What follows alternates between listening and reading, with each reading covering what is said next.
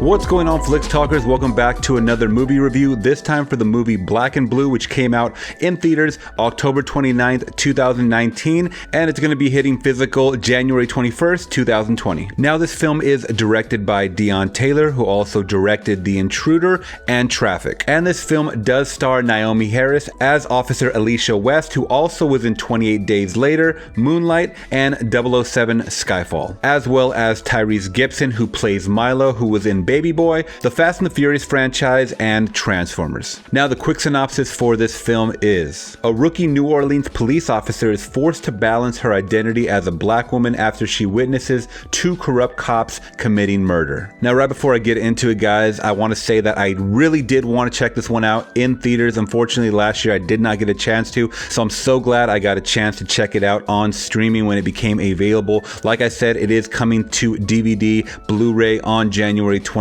2020, and I'm going to go over just kind of some of the things that I liked and disliked about this film, because it deals with a lot of different subject matter and it tackles a lot of social issues that we're dealing with today. Now, right out the gate, Miss Naomi Harris, I thought she did an excellent job playing Alicia West. I really hadn't seen her in too many movies. Unfortunately, I did not catch Moonlight, which was like one of the best. I believe it won the Oscar a couple of years ago for Best Film, but I do remember her in 007 Skyfall and 28 Days Later. So going back to this film, Black and Blue, I thought her performance was awesome. She played a great and really believable rookie cop who's just kind of fresh. It looked like maybe she had, either a couple of weeks or it might have even been her first week on the job, as she's kind of treated very unfairly, not only because she's a rookie cop, but she's an African American woman. So she kind of has two forces going at her, and they really make this police force seem ruthless and very prejudiced when it comes to that. Now, unfortunately, she is partnered up with a corrupt cop who then proceeds to take her to a warehouse where some unfortunate events happen, and she witnesses some stuff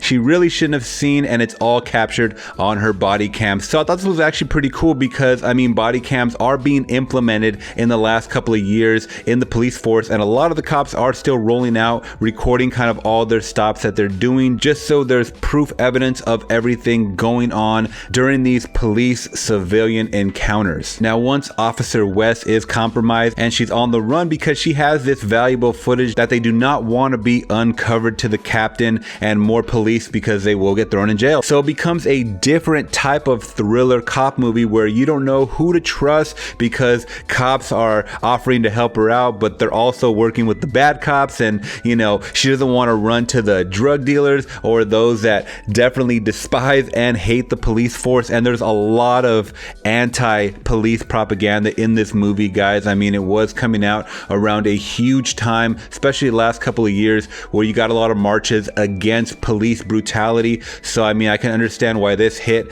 definitely last year, and I'm sure it made a social impact. There is a couple of social awareness type of messages towards the end of this film, but for the most part, Naomi Harris, her character lets it be known that she wants to get her message across, that she doesn't care black or blue. She's out to uncover the truth about this corruption. I thought she did an amazing job doing it. You get her co-star being Mr. Tyrese Gibson, who plays Milo, who was someone that was an ex-felon, and he didn't want to even get involved with her, but he does end up getting involved because he feels that he's doing what's necessary, doing the right thing, and helping her out. So he's along for the ride, almost kind of like he's forced to, because there's a lot of things that don't really work out in his favor. So they do kind of end up teaming up to kind of uncover the truth. And I thought it was a really cool portrayal on his part. He's usually more in the forefront. To see him kind of play the background a little bit was cool. And I think he's a pretty decent actor. And Tyrese is kind of just Tyrese in this one. It's not really, above or subpar. It's just kind of average acting. And more to me, Naomi Harris kind of stole the show in this movie. Now, also in this film, we get Frank Grillo, who's playing Terry Malone. He is an undercover,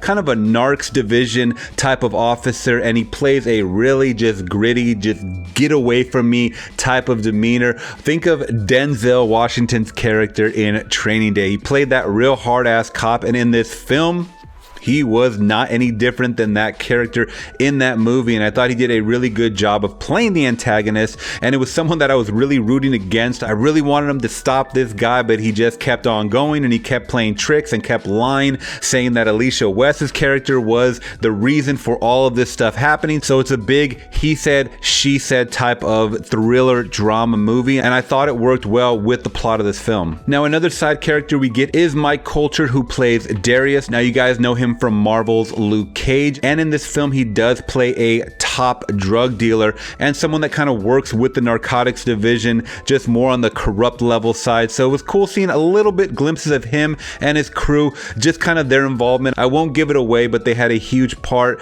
of the middle and the ending of this film. So what it all came down to in the end was Officer West trying to get this body cam footage back to the police station so she can upload it and show it to the people that believed her and that were on the right side of the law. So I enjoyed this movie through and through, guys. I didn't have really too many gripes with it. The writer of this film didn't really have too many credits under his name, and the director itself didn't have too many fantastic films. So even though I did kind of enjoy The Intruder, and even more than that, the film Traffic, he makes these kind of thrilling, dramatic movies that aren't extremely exceptional, but they're a good watch. And I actually like the message in this film. I thought it played well, even though towards the end, going back to Training Day, it kind of gave me the ending vibes of Training Day, and you guys know exactly what I'm talking about if you guys have seen that movie and you guys have seen this movie. But either way, I'm glad I checked this one out, and if I had to give this one a score, I definitely give it a 3 out of 5, saying go check it out. It's good for a one and done. Probably not going to add it to my collection, but I would definitely recommend it for those of you that like these thriller cop movies. Alright guys, have you seen Black and Blue? Did you catch it when it came out in theaters, or are you guys going to check it out when it comes to streaming and VOD or physical? Let me know in the comments below, and make sure you guys are giving me a thumbs up if you guys did appreciate this movie review, and make sure you guys hit that subscribe and bell notification if you appreciate movie content like this. Thank you guys so much. Till next review, I'm gone. Peace.